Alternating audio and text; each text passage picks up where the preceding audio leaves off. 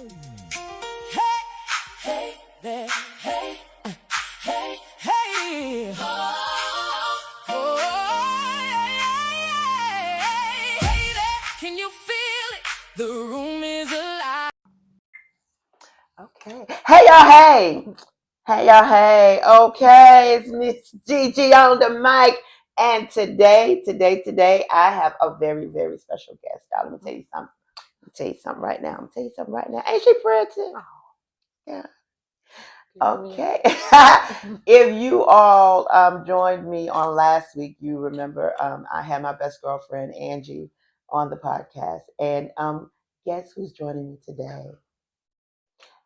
This is her daughter, Brianna. Hi. Okay, yeah, y'all. She stopped by to support her girlfriend, and I said, "Why don't you come on over to your auntie's mic?" And she graciously responded with, "Whatever you need, auntie." So we're gonna get into it, and this segment is pressure causes purpose, and Brianna's subtopic is the pressure that introduced me to me. Okay, y'all ready to get into it? I know y'all ready to get into it. Let's go. Okay, so as you already know, Brianna, she is my niece, okay, by way of Angie. She is a wife, she is a mother, and she's a doctor. She got her PhD. But I'm going to let her tell y'all what her PhD is in because I tried to ask her. She told me it was like a whole lot of words, and I don't have one, so I'm going to let her tell y'all. Bri, tell the people what your PhD is in, baby girl. Hi, everyone. My PhD is in higher education leadership and policy studies. So that is the formal name, HELPS. But I'm an educator. She's an educator. She's smart. Mm-hmm. I just work a little hard. Okay, you ready to get into it, baby? I hope so. Lord help us. Lord help us. He's our helps. It helps. Yeah. Helps. Okay, Bri. Yes. Before we get into your story, when you hear the phrase "pressure creates purpose," what does that mean personally to you? That's a great question. What does that mean to me? My favorite scripture is Romans 8:28. All things work together for the good. And throughout my journey, my life, in this new phase of life of motherhood and being an adult, a real adult, right? Because I thought I was grown before I was. That has, through my lived experience, has shown me that all things truly work for the good. It doesn't mean it always feels good. So that's what I think about when it comes to pressure and your purpose. And some of the things that we go to God for or request, we have to be mindful of what comes with that. And that oftentimes is pressure. And not only is it that, but also having the tools to sustain what we're seeking God for. So that's what it means to me, with pressure creating purpose. And I've learned that a great deal. And I said, JK, God, I don't want that anymore. But that's what that phrase means to me. And I'm still learning it, right? I don't think I'll ever arrive there because we don't do that. But my experiences have shown me that's what that means in my own story. Okay. Well, we're gonna get into her story, y'all. And what a story it is, because okay. Looking back over your life, and this is before we get into your story though. Yeah. Looking back over your life, what season do you think changed you the most? Oh, so much. What season? I think the most prominent one, you might have heard this last week, was the loss of my sister, Tamara. At the time, I'm older than my siblings, so by the time she passed, I was away at graduate school working on my master's in counseling. And I've experienced grief, the elders or whatever, but this was my 14-year-old baby sister. And I was just like, what is happening? Right? So I think that was grief. That was the most prominent thing. And I've noticed in different things, not just with the loss of love and grief of an idea or grief of where I thought I would be, those things really spoke to me. And that is what really has propelled me in the work I do today. I've talked a lot, both in ministry, in the marketplace about this. So yeah, that was the most prominent one in my life. Okay, the loss of tomorrow. Okay. Yeah. Okay, y'all. So we can ready to get into Bree's journey, her story, her pressure that caused this doctor to be sitting in front of you today. First of all, I want to say this black and pink is popping. We cute. Okay, that part we had to get that out the way. Okay. Okay, so we know that even by, and it was so good that Angie came up here last week because it like introduced you to the audience, right? And knowing that you are a product of a military, you're a military kid. Yep. Okay, so we're going to talk about growing up in a military family. Mm-hmm. We know it meant constant change and transition. How did moving so often shape the way you saw yourself and the world around you? That's a great question. And for context, y'all, you all saw Mama Bear, who I call my. She was in the military. My dad was in the military. My mom was Air National Guard. I had a former stepfather that was Air Force. So I was born into this. My father actually missed my birth because he was in Germany, and I was born in Seattle, Washington. So from the very beginning, I've had to learn how to adapt. I hated it growing up. I was always the new kid, always the new girl. I went to 3 to 4 different elementary schools, 3 different middle schools, and 2 different high schools. So I was always there. But I had wonderful parents that made sure I got involved through sports, music, and that's how I kind of formed in my community. And how I saw myself, I kind of wanted to be hidden, quiet. I didn't want to be that person or seen. I just kind of wanted to fall into the crowd because, in being new, I'm coming into cultures and friendships and groups that are already established. So I didn't know what was what. But I also, it was a beautiful thing. Now I know later in life that I have a wide range of friends and community. And me moving around is a direct correlation to what I feel like God has pushed me in being doctor and what I do now. And I'm able to work with young folks at the collegiate setting who are transitioning, coming from different areas in life. But how I saw myself, I always loved to learn. I was always curious. I used to get picked on about that. They thought I was trying to be white or whatever. I love to read. I was like, what does that even mean? And just what does that even mean? I always wanted to learn. I was always curious, always helpful. And it allowed me to cling on to people that really spoke and saw things in myself that I didn't see at the moment. I was really quiet. I didn't want to do anything. I'm a thinker. I'm an introvert, whether you believe it or not. And yeah, it evolved. I thought I was just there doing what I needed to do for my family. So I really didn't focus on myself until I met different people, mentors that poured into me, say, hey, Bree, you're really good at this. You should try that. So yeah, it changed. It evolved as I got older. But when I was younger, I hated it. And I thought it was unfair. And people were like, oh, that must be cool. You get to live in all these cool places. I'm like, yeah, but I feel like I don't have friendships or relationships that last very long because once you leave, it's out of sight, out of mind. And we didn't have technology like this, like social media and whatnot. So that's really how I saw myself in the beginning, but it's evolved sometime, and I now see the purpose of it. Okay. Yeah. So I guess, that leads me to my next question. Yeah.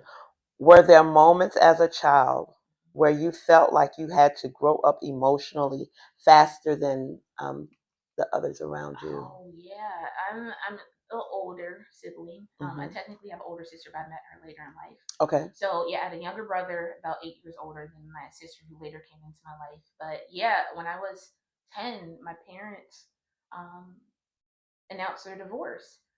And at that time, my dad was away for like 2 years in Korea, and then it's my mom, and they kind of said, "Hey, this is what's happening. Where are you and your brother going to go?" I said, "What?" Okay. So, so they left that decision to you all? Yeah, I think one of the biggest things, they didn't want to separate my brother and I, which I appreciate. But then I think once I was asked as a 10-year-old this, I immediately switched to adult mind, like my logic. Gotcha. So in my head, I'm like, all right, we've been away from dad for some time. You go ahead and we'll get settled, and then we'll go with dad. Then we'll be there in a year. Like, not knowing. I was so you was always making decisions. I was always doing that. So I think that was the biggest thing. Or even the fact of being in a household, like, they're married, but it's like single parenthood because you're out serving in the country doing that. So I took on a lot of onus and responsibility of helping with my brother. And it actually took Mama Bear when she came into my life to say, hey, his sister, Not not his his mom, mama. his I second know. mom. And she knows that, and it was big for her to make me be a young child and a girl because she helped raise her siblings. Absolutely. So yeah, just I 12 think of just them. being in the military family in general, there's a lot of responsibility. And then you've heard like even with my sister, like with special needs, cerebral palsy, and quadriplegic, and learning how to feed, like Absolutely. you really have to learn some different responsibilities in that. But I'm grateful for it.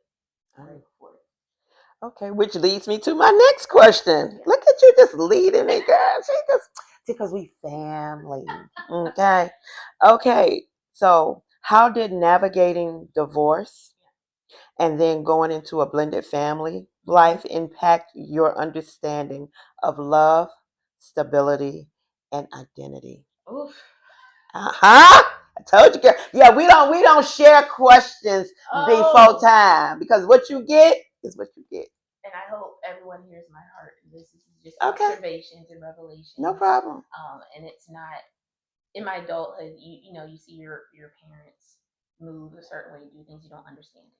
Absolutely. Right? You don't know the behind the scenes or the unspoken Yeah, things. absolutely. So, quite frankly, because I've been through a few divorces with my parents, love is complicated, right? Love is hard. Love is hard. It's work, and if Mhm. it's not mutually reciprocated, like you got to make Absolutely. some decisions.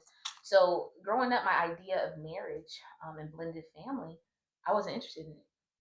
Not to say I didn't believe in it. I love for other people, but like I was really focused. I was focused on books, my career. I told people I was going to be the next Oprah, but I didn't want to be in front of a camera, so I didn't know how that was going to work. How is that gonna work? But I didn't see, through movies or whatever, the benefit of my own lived experience of what I saw. Like I saw things in the house, like things I was like, ooh, I don't know if I want that. So I didn't think it was in the cards for me.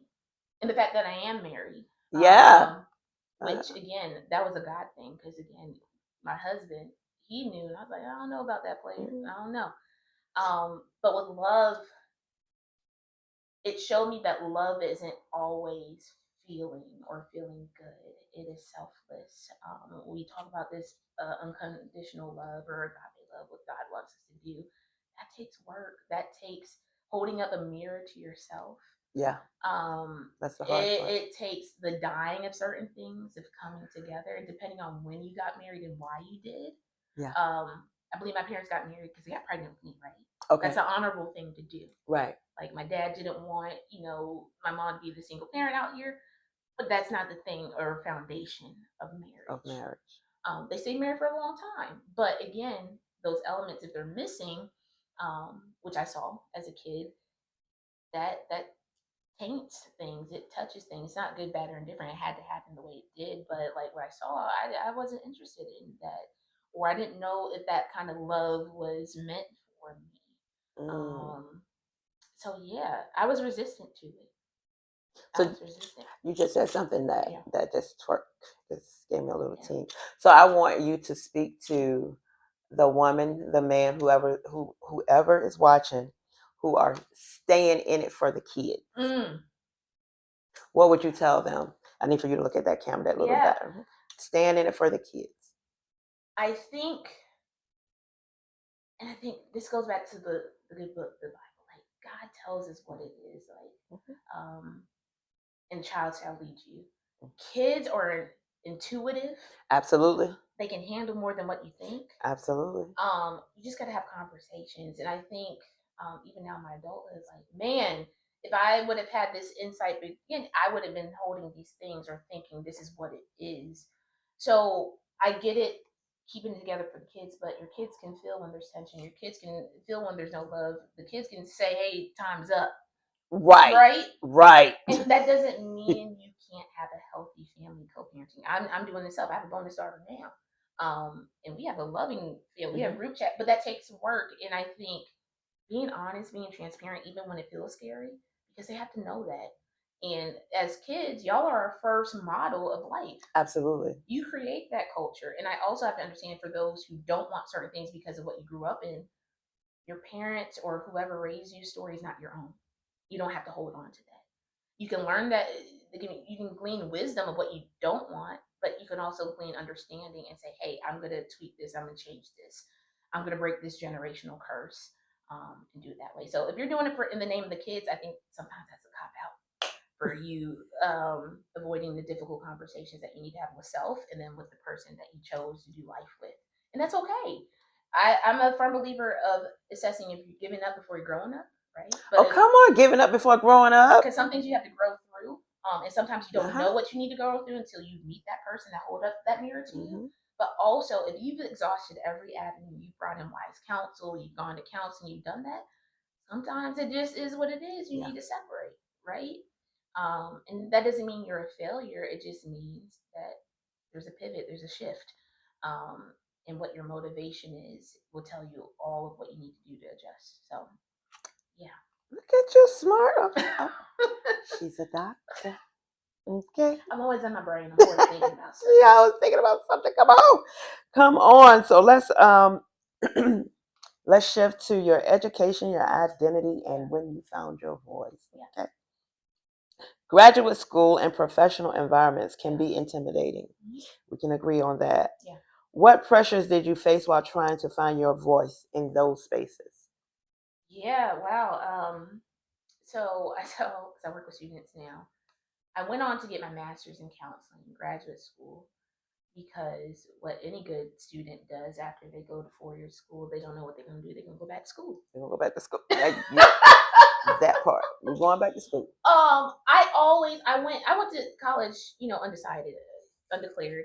I knew I wanted to help people. That's what it was. I wasn't tied to, I'm going to major in this because I never had that. I never had, when I grow up, I want to be this. I did say I want to be the next Oprah. And it wasn't for what she did professionally. It was that she had a platform. She utilized it to bring other people along and to help people in her own way, right? It wasn't because, she's on TV, she's a broadcaster. Gotcha. No, I understand. What she exhibited for community, that's what I always wanted to do. And then I had a dad that was very, you need to do business or biology because that was success for him, right? Right. For Wickham.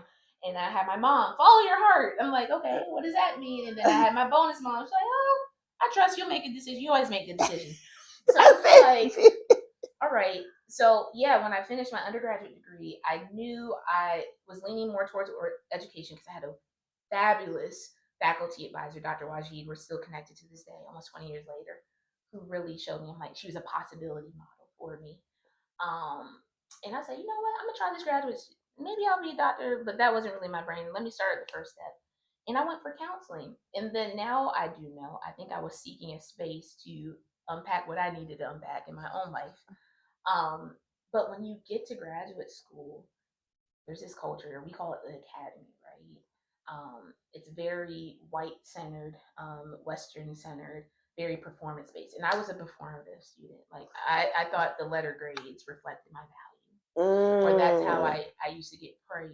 Like, Bree got an A, like, all right, cheer her. Yeah. But I was like, man, I didn't finish well. Like I didn't feel good. I was anxious and doing all those things. So it took me some time, and I think I really didn't establish my voice or feel like what it is until I had to go through the tumultuous times of dealing with different professors from different walks of life, different topics, people from different walks of life. And I'm the one saying, hey, that's actually not true. Like, hey. Yeah, you did it. I'm sure. As a Black woman in this space, like, no. Like, hey, no. And you'll be surprised at what people say. A lot of harm is caused in graduate programs. But I also met some phenomenal people. And it really got to the point of me just being fed up. Like with certain narratives being pushed around. And I was scared when I used to speak up. But I had this like burning feeling. That's how God taught me. I'm like, all right, this guy wanted me to say it. I didn't have the language for it then. Of like, hey, no, this is what needs to happen. So it took different voices in my life, the good, bad, and different, like the positive ones and the negative ones. Right. I said, hey, I don't want to be like you. It took my colleagues, my classmates who have their own stories. I'm like, okay, man, I'm not the only one. I think a lot of this, you feel like you're the only one until you open up your mouth. So right. I had to learn how to be vulnerable and transparent and do it while scared. That's how I do it afraid. Absolutely. And each time I spoke up, because I created these narratives of what would happen behind the scenes.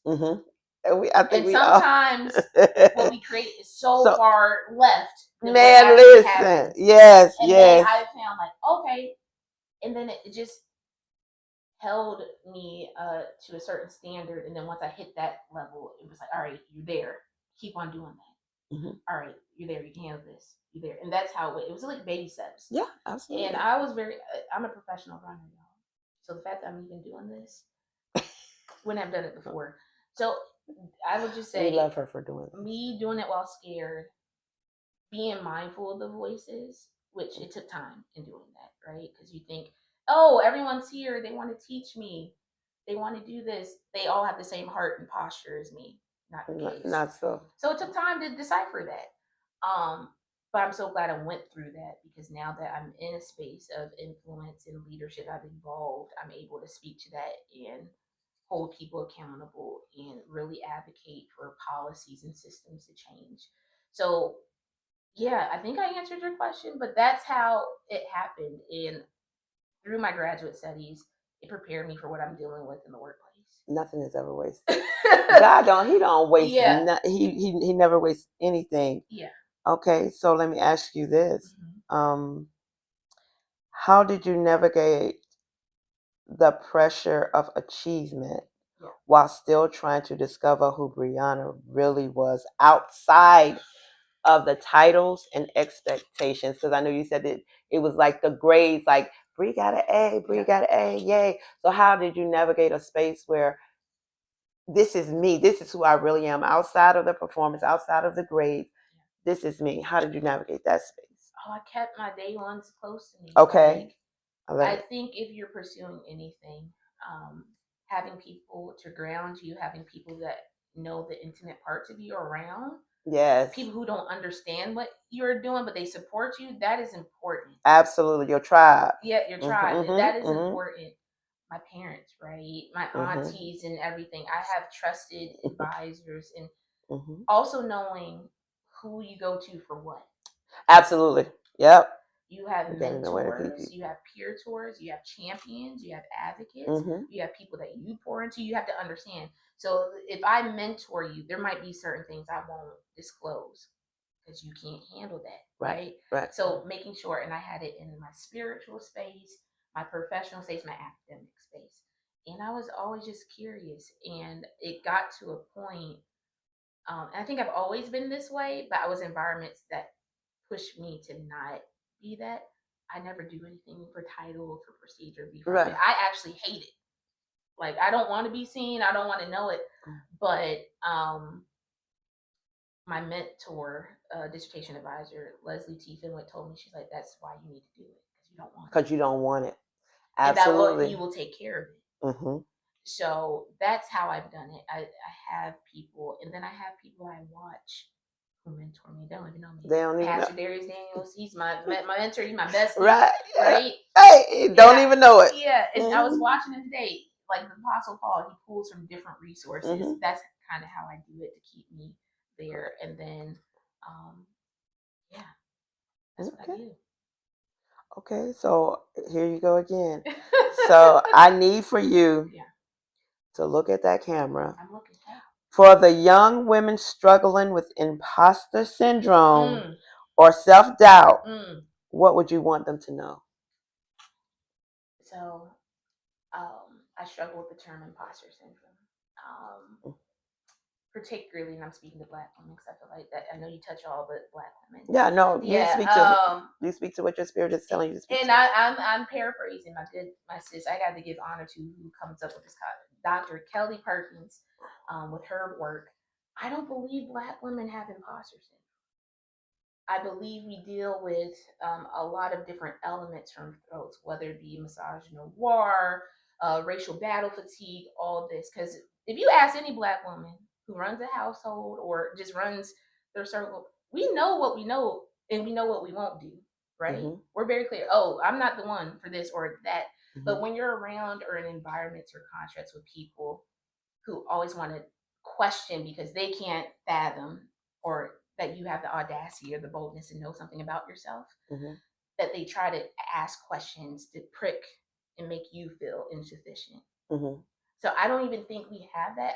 But also people who are self-doubting, these are all constructs made by people. It's made up. And I think we fall into imposter syndrome or doubt because we're in comparison mode. We're looking at what Gigi has going on for herself, but God called her to do something specific. Mm-hmm. So it's going to look different from mine. That doesn't mean I'm a failure. That just means Absolutely. I'm unique. Absolutely. I and love it takes that. time. So Yeah. how practical what I've done in practice, this is going on maybe 3 years now. I've been on social media. So if you're looking for me, you won't find me. I'm only on LinkedIn where business resides for myself. That I was getting agitated because I knew this was people's highlight reels, and I knew character wise, absolutely, and all that, and I was holding myself to some people's best moments, yeah, and not their journey. That part, so that part. I think if you remind yourself, all this stuff is made up and man-made. Really sit with yourself. Quiet. You got to quiet the voices. You got to quiet what you put into your eye gate and your ear gate. And once I did that, such peace. Yeah. My confidence grew because I don't need to post about what I got going on. Right. Or seeing what you have going on, knowing, oh, you on this trip, but you in severe debt. Right. Because you charging everything to go, right? So know that your journey is your journey for a reason, even if it's a point of where you don't want to be. It's all working for your good because you're going to run into people, and I'm speaking this from my own experience, that are going to be navigating similar things that you did, and you can't speak to them or minister to them oftentimes if you've never felt it, if you've never experienced it. That's true. So be mindful what you allow in your space and what you watch, who you listen to, even the ones closer to you. They might mean well, but they can cause the most harm, right? And you got to create your boundaries. So if you're dealing with those things, be someone that scares you but challenges you in a good way. I surround myself with that. Hey, you intimidate me a little bit, but I want to be like you. I want to be in your space, right? And they hip you to that game. So yeah, that's what I tell to folks, that don't compare yourself. You are uniquely you. And I know it sounds good, but oftentimes it doesn't feel good. But it's really true. And I'm speaking that from lived experience. Okay. Lived experience. I love that. Y'all listen. She's a doctor. Y'all listen. No. I'm just Bree today. Y'all listen to what she's saying though, because she's speaking truth. She's speaking. She's speaking good. She's talking good. So we're gonna transition to motherhood. Best hood, I know. That's the best hood. Let's talk about it. So you suffer from postpartum depression, right? During that time, were there moments where you felt disconnected from even yourself? Yeah. So I think I entered into my pregnancy. I was excited. So one, I didn't think I could get pregnant. I have what's called polycystic ovarian syndrome, and I think just recently there's another term because finally folks are listening to women about this. So my husband and I was wrapping up my dissertation, defending, and we had just gotten engaged and all the things. All the things. And I was like, man, all right, I went through all this. I'm on my way. I was doing policy work and excited, and then like 4 weeks after, they're like, pregnant. I was like, what? That's crazy. I was trying to lose weight and do all this because with PCOS, I'm insulin resistant, so I was gaining a ton of weight. Gotcha. I couldn't figure it out. I was talking to doctors like, I want to be healthy, and I got pregnant, and I sat there in shock. It was a week of Christmas. I was grateful, right? Because I knew I wanted motherhood. I didn't want a lot of kids. I love children, but what I imagine, this goes back to the grief. Man, I was in this culture of the academy, like, you got your PhD, now you got to work, produce to get to where you want to go. And then my husband, who's also an academic, was starting what is called tenure track for a professor, which, if anyone knows, that's a grind. Like, you work, you publish, you do all these things to get to a certain point. Oh wow! In your professorhood, and in that, I went into straight. All right, I got to take care of this family. I'm going to let my husband live out his dream, and I'm going to do what I do best so we can support this family and this new seed that was coming. So I think I entered into my pregnancy with grief of not that I'm pregnant and with child, but like what I pictured from my career, what my community said for me, what my mentors, like, you would be phenomenal at that. grieving what could have been because you I had to didn't put a know. pause in Right, that or what could have because been. with pregnancy you got to take care of your body. You can't Absolutely. overstress it. Absolutely. So that led to me leaving a fellowship that I had to take on a job, and I was transparent from the beginning of saying like, "Hey, we're family planning. What is your maternity policy? I need the plan." And I was met with, "We got your back." And I said, "What does that mean?" Right. I need that written down. I need it written. Like, right. what's the policy? Show me some Am I paperwork. going to get paid? Like, we got extra mouths to feed. Right. Show me some paperwork. And it stemmed to there's no maternity leave.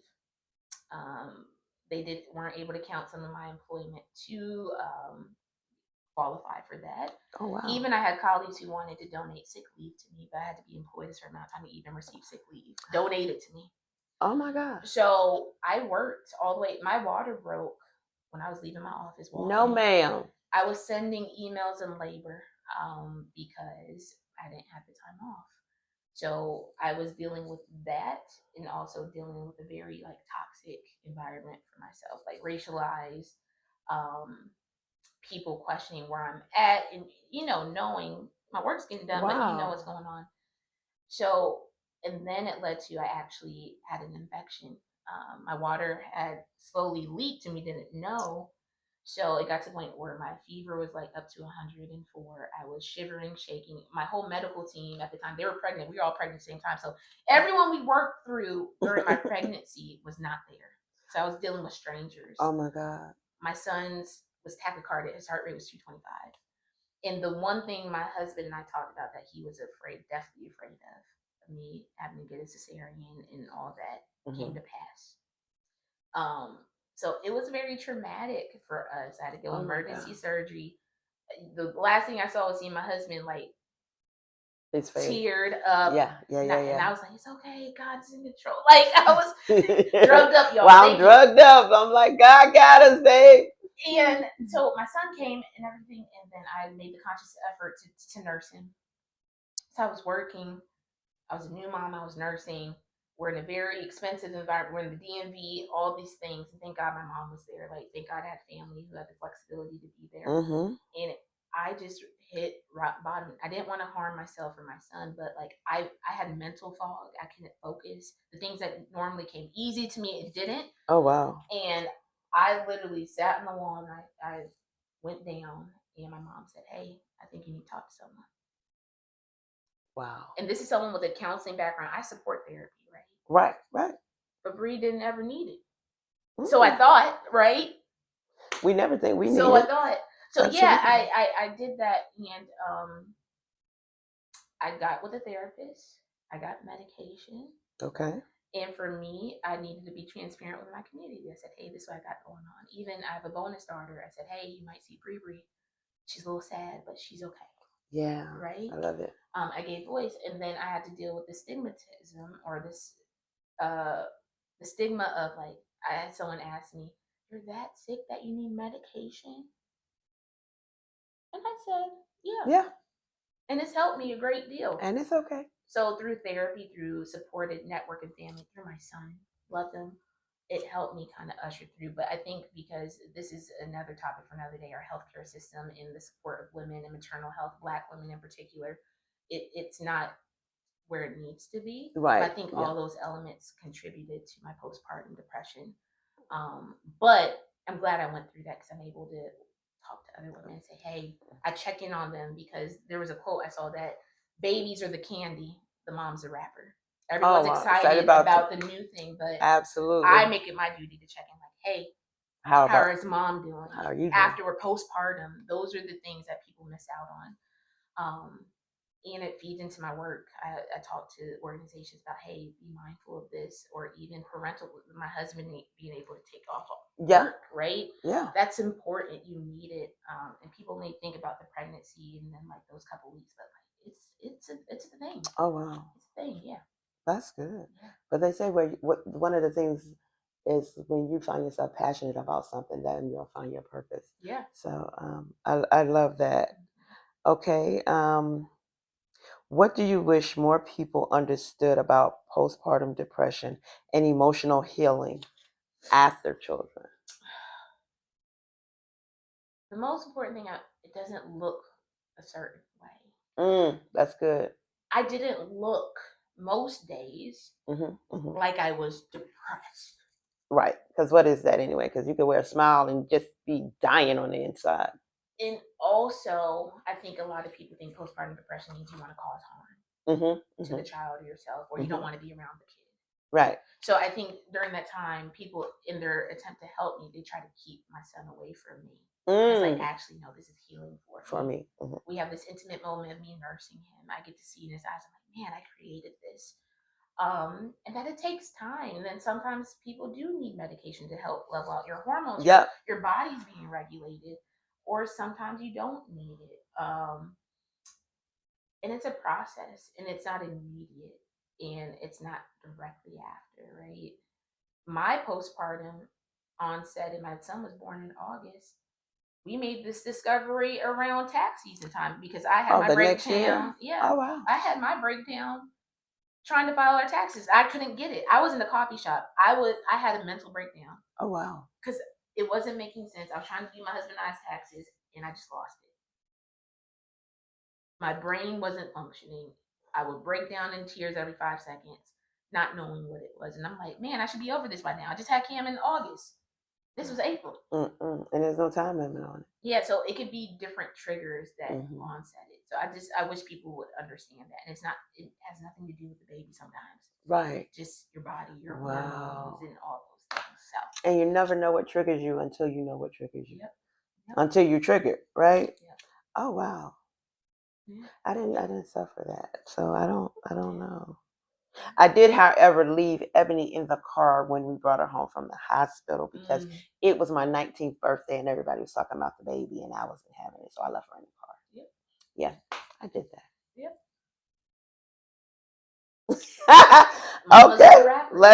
Okay. So speaking of leaving your baby in the car, let's talk about toxic relationships and environments. Yeah. Okay. Toxic work environments can drain people also emotionally and spiritually. Yeah. What signs told you that protecting your peace had become a priority? I think the signs, and so for me, and what God has called me to, where I believe He's called me to, I had to go through this toxic season. One, to know that I could overcome it, and two, I had to toughen up my skin because, again, you go into these things. I'm an educator. I'm thinking everyone wants to save this world. Like, let's do it. Right. Yeah. That's not the case. But I was leading folks, and I had to do it, even if I didn't think I was prepared. And I was asked different asks, all that. I'm like, okay, but no direction. I'm like, how does this work? And then it got to the point. I said, all right, y'all not giving me direction. I'm gonna create it myself. So even in the toxicity or the less than ideal, I think about Joseph, right, when he got locked up. And I was just listening about this. It took 2 years for someone he served time with to remember him of what his gifts were. To remember when the king needed it. That was my work experience. Like, have you talked to Bree? Like, people like, have you talked to Bree? And they would refuse to do it because whatever that be. But it was beautiful, even the pain I was able to create, and that launched me to my next. So the sign that I knew was I literally exhausted all that I could. I poured it all out, and I didn't do it in spite. When I saw that, all right, organizationally, y'all ain't hearing it. I'm doing my work unto the Lord. So I was literally doing things. People like, Bree, you're crazy. Why are you doing this? They don't rock. Why are you doing this? I said, I'm doing it for God. Yep. And little did I know, I was being a model for all those around me. Won't he do it? Because the other end or the latter doesn't matter if God told you to do something. That part, obedience better than sacrifice. So believe me, were there times I didn't want to pull up or show up? Were there times I want to put things on my calendar saying I wasn't doing it? But that's an integrity issue, right? So I have the good fear of the Lord to not do that. And then once I saw that, hey, I did everything you asked me to do and you're still not satisfied. Dust off your feet and move. Move to the next city. You're not received. You gotta come on. And it was unfortunate because I was really passionate about the work I was doing and who I was able to touch. But I say this all the time, you can only outwork systems so much. That's good. And I also understand from Darius Daniels, love him. I teach it always. It is very rare that you're talking to people when you meet them. You're talking to their lens. I always use that with my glasses, their lived experience, what they think. So when I saw, hey, I did all that you thought, you're still not happy, I represent something for you. Yeah. I'm a trigger or something. And that's not going to change. Right. So if that's not going to change, I either decide to stick in it or I'm released. And there were times I tried to leave in the midst of it, right? But God was like, you're giving up before growing up. You're giving up before growing up. And then when I did it, he said, well done. Go. I love it. So that's how I knew. And then when I got to the point where it's like, hey, I'm going to leave this place whether I have something lined up or not, which that's not something. You always got a job. We always got a plan. When I got to that point and that came out my mouth, that's why I knew. That's when you knew. It's time to go. Well, yeah. It's time to go. Because if you're going, yeah. And then I knew it was time to, when I saw the toxicity actually made me sad because I knew it wasn't them. It's how y'all see yourselves, how you carry, how you think it should function. Wow. And I was praying for them. I don't do that. When I don't rock with you, I don't rock with you. But when I was actually praying for my enemies, I'm like, oh God, you're really testing me. Right. We doing some things now, Jesus. What we hey now. Hey, what? Hey. Yeah. So that's what I knew. I said, oh, okay. Right. This is what you mean. Okay. Oh, this is the real work. Got it. Okay. So let me ask you this. Yeah. How did the pressure in friendships, workspaces, and relationships teach you about boundaries? Oh, yeah. Because not just the people that you work with that you couldn't stand or that you prayed for. Yeah. What about friendships? Yeah. So, like I said, I moved my whole life. So naturally, you know, I connected with people. I find interest and do that. I think also for me, I was conflict avoidant because I move so much. Like for me, that's how I used to say that word again. Conflict avoidant. Tell them what that is, because a lot of people are and they don't know it. I just don't like this. Tell them. So for me, I used to get off of like, I didn't say nothing. I'm just quiet. I'm chilling. I'm around there. So it's good. But no, sometimes people say you're not saying anything. You're still around while they're participating and doing as endorsement or alignment. And that was never me. I was like, who am I to say that's what you do? But that's not living in beloved community, as Dr. MLK, like holding accountability.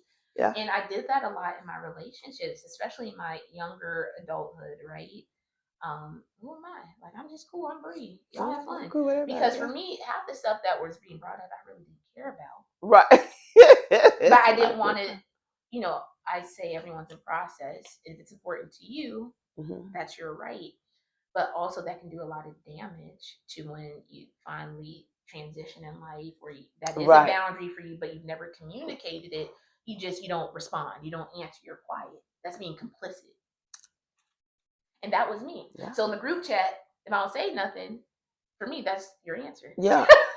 But no, people are just like, oh, okay, Bree's cool with it. She cool with it. No. And that's something I had to learn to take accountability for and apologize for. Okay. Because I realized in relationships, your life continues, or what God's telling you, it continues.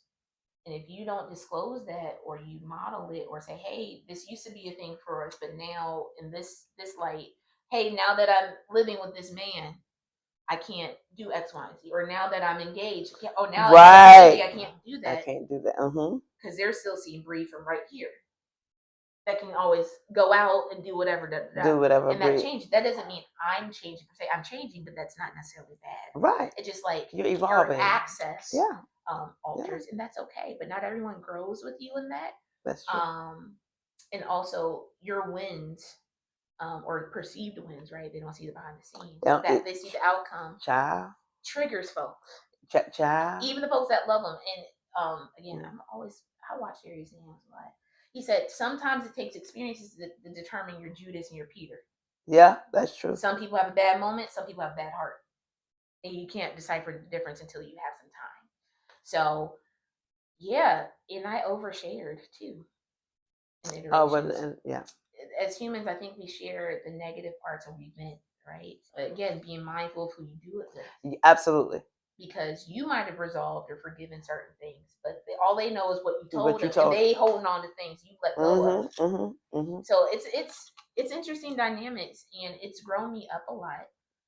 And also understanding sometimes relationships have seasons and moments, and it doesn't mean just because it's no longer, it doesn't mean you talk bad or it's negative. It just is what it is, and I love you. Always will have love, but that doesn't mean you have proximity Right. to me any You know, longer.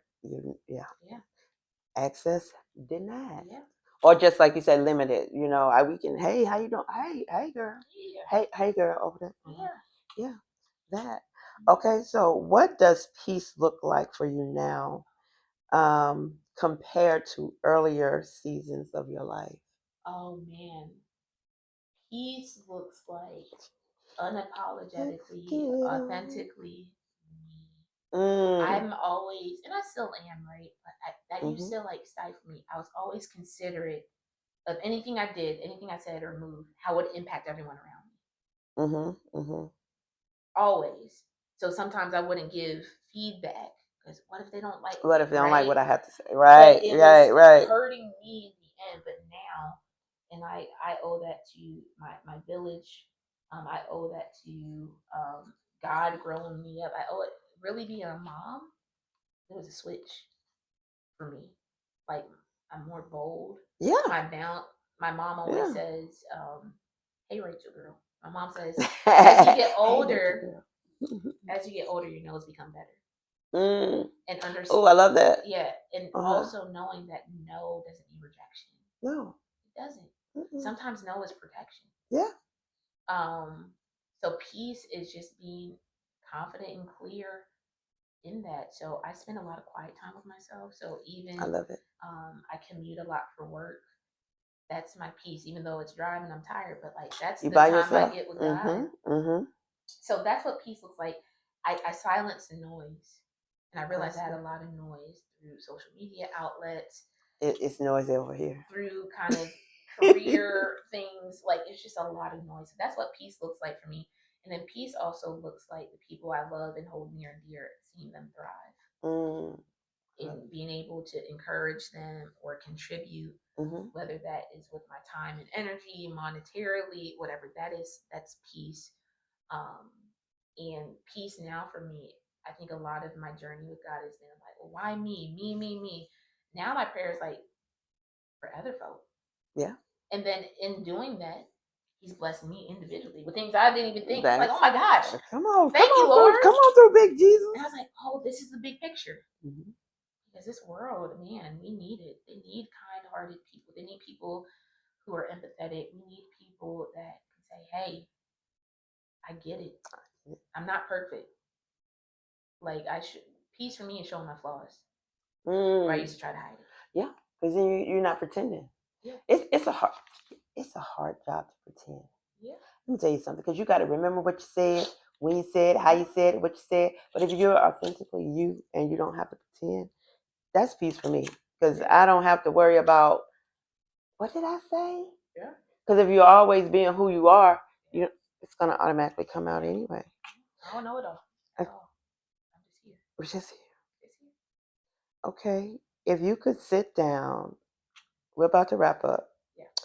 If you could sit down with a younger version of yourself, the little girl navigating constant change, what would you tell her?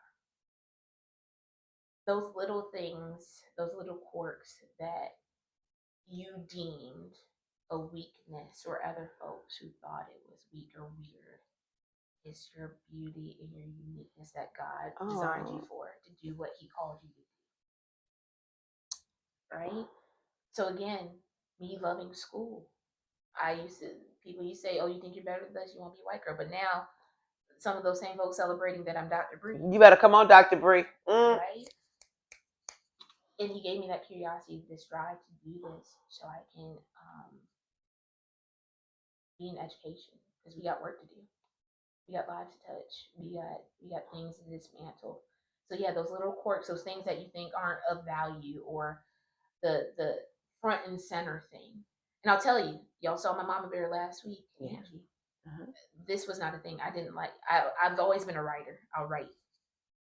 She used to, and taking care of my brother and my sister, cooking, doing that. My dad's away. She used to have me read my papers out loud. And look at you now. Because she said, you're going to be speaking one day. And I said, I don't want to. She said, "But you're still gonna do it." I can write it. I used to write her. She used to talk, and I'll write her papers for her. She'll talk, and I'll do it. I was like, man, this all like fed into what I got to do. So those little things wasted. I write now, and I just talk about my life and post. I do what's called Wisdom Wednesdays, and people are like, oh my gosh, Bree, like, thank you for sharing. Come on, Bree. So those I teach. I've always loved coaching and teaching, even if I didn't think I was good at it. But I have students that say, Dr. Bree, thank you. You're amazing. Thank you. So those little things that you did not value is the things God gave you. That's your gift. Even if people don't see it or it's not that big shiny thing, it is needed. Your administrative gift, your encouragement, right? If you're always on time, like those are the things that matter. Let me tell you, yeah, time management. That's a real gift. You hear me? Yeah. Not everyone can do it. Not a bit. Let me tell you. And I would tell you this: the things that bother you, the things that you see, you can't understand why other people don't see it. God uniquely created you to see it. I tell you. Because He wants you to address it. Yeah, that's what they say. What pisses you off? That's your purpose. Ooh. That's what it is. That's the one. Yeah, so absolutely. That's what I've learned, and I'm still learning. Absolutely. Okay. So, final question. Yeah. Who is Brianna, Bree, doctor, wife, mom, niece? Who is she becoming? Who am I becoming? My goal now is I am becoming a vessel that wants to be used all up before I leave this earth. Come on, use me till you use me up. So Jesus, that is. I don't take it lightly that I have two beautiful babies. But I also know I'm just there to usher them, guide them. They belong to God. The communities I come into contact with, those are God's children, and I'm just, a worker for Him. I'm at the plow pushing. That's who I'm becoming. I'm not married to a title or position. Okay. My stuff is still to help people. And what that looks like, I don't know. I mean, I'm opening myself up. I'm getting opportunities. I'm like, God, you sure about this? You want me to do this? Me, God. And yeah, Bree is open.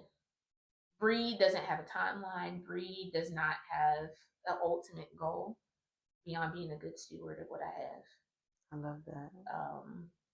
And that's a foreign thing to say in the work that I do, who I am, and people probably think otherwise. Oh, you're progressing, you're getting this, you're getting that. That's God. I don't seek it out. I don't want it because I know the responsibility it comes with it. Mm-hmm. Yeah. And I don't take that lightly. So that's what I am. Bree is what God needs her to be. Bree, and if I don't get it right, course correct, repent. I'm sorry, Lord. And we'll keep pushing. That's what I want to be.